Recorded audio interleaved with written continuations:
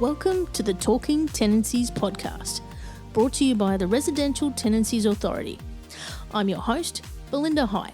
Join me as we explore everything you need to know about renting in Queensland with experts from the RTA and industry. We're here to help make renting work for everyone.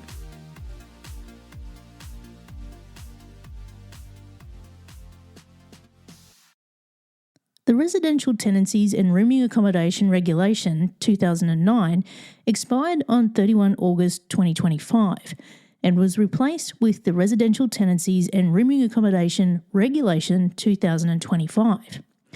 Joining me today to help us understand the changes to the regulation is Cassie Chow. Welcome, Cass. Thanks, Belinda. It's great to be here. Good to be with you again. Now, Can you tell us a bit about yourself and your role at the RTA? Of course. I'm an RTA Senior Community Education Officer. That means I'm part of the team that's responsible for delivering educational events and activities to the rental sector. We organise and deliver free information sessions across Queensland, webinars and podcasts, just like this one, amongst other things.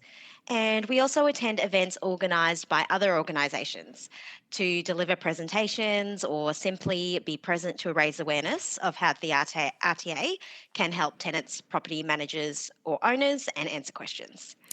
Yes, now today we're talking about the regulation. Firstly, what is the regulation and how is it different to the RTRA Act? Well, basically, a regulation is a more detailed rule to support and explain the Act. In Queensland, the Residential Tenancies and Rooming Accommodation Regulation supports the Residential Tenancies and Rooming Accommodation Act of 2008 by prescribing key processes and requirements for applying the Act in practice.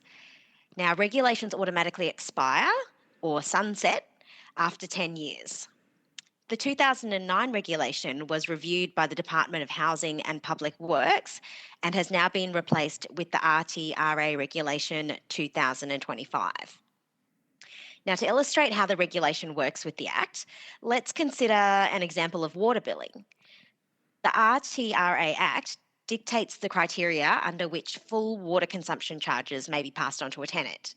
It stipulates that the property must be individually metered, the requirement to pay water must be stated in the tenancy agreement, the property must be water efficient, and a copy of the original bill must be provided to the tenant within 4 weeks of the property owner receiving it from the service provider.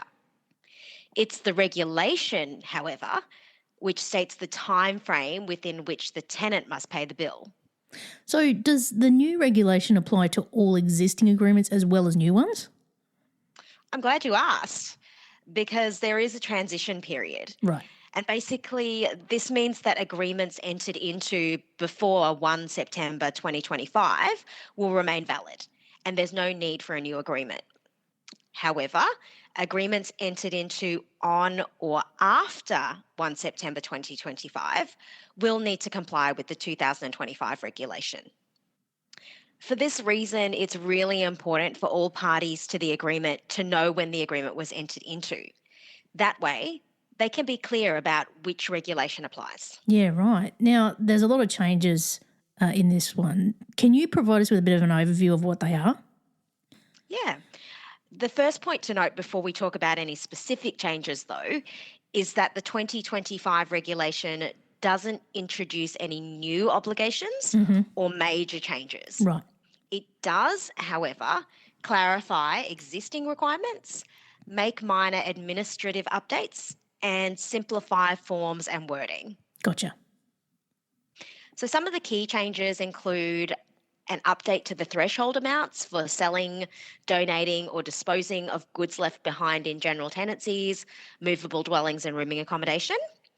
The alignment of timeframes for issuing and paying water bills to 4 weeks, an adjustment to the calculation of caravan sale fees, and clarification of existing prescribed house rule obligations about quiet enjoyment, and renumbering of some sections. There have also been some changes to the RTA tenancy agreement forms, and these include reordering of some item numbers to improve usability, simplified wording to improve readability, and improve clarity of standard tenancy terms. Yeah, that all makes sense. Now, what are the changes around how goods left behind by tenants or residents are handled? So the regulation prescribes threshold amounts for the sale, donation, or disposal of goods that a tenant or resident leaves behind. It also prescribes a minimum storage period for goods that must be stored. For rooming accommodation agreements entered into on or after 1 September 2025, the prescribed value of goods that can be sold or disposed of immediately is $250. And the prescribed value of goods that can be sold or disposed of after storing for the minimum period of time is $900. If the goods are valued between $250 up to less than $900, then the managing party may donate them to charity, again, after storing for the minimum prescribed time, and that's 28 days. Right.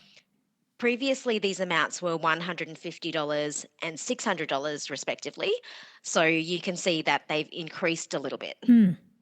For general tenancy and movable dwelling agreements entered into on or after 1 September 2025, there are changes to the prescribed values for selling or disposing of goods left behind, and also a change to the minimum storage period for caravans and their contents. Goods related to a movable dwelling agreement for a site only in a movable dwelling park have a prescribed value of $5,000, and all other goods now have a prescribed value of $2,500. So, what this means is that, for example, goods left behind in a general tenancy, which have a total value of $2,500 or more, are safe to store and which are not personal documents or money, we're not talking about those here, Yep. must be stored for a minimum of 1 month. I'll just note here that the minimum storage period for general tenancies is different to that for rooming accommodation. Yeah, right. Okay, that's good to know. Now, what's the minimum storage period now for caravans? As you said, there's been a change there also. Yes, I did indeed. For agreements entered into on or after 1 September 2025, caravans, their contents, and other goods used in occupying the caravan must be stored for a minimum of 2 months. This was previously 3 months. Right, okay, so a shorter period. Yes. For further and more complete details around what to do with goods that are left behind in a specific situation, I would encourage listeners to refer to the Act and or the regulation directly. And remember, the new threshold values and minimum storage periods only apply to agreements entered into on or after 1 September 2025. For agreements entered into before this date, the specifications of the 2009 regulation apply. Gotcha. Now, if I recall correctly, you also mentioned earlier that there's been a change to the calculation of caravan sale fees. That's correct. You have a very good memory. Well, I do try, Cass. Well, for agreements entered into on or after 1 September 2025, the maximum fee for a caravan sale is 4%. Righto. And for agreements entered into before 1 September 2025, it's the old calculation?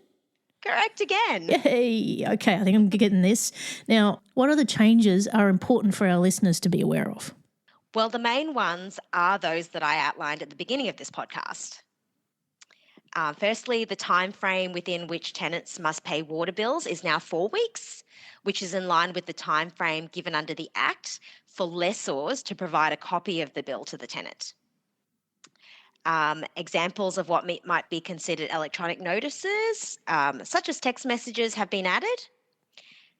There's been some renumbering of some sections related to keeping pets and rooming accommodation and refinement of information relating to nominated repairers and emergency repairs. There's a new services to be provided tick box on rooming accommodation agreements.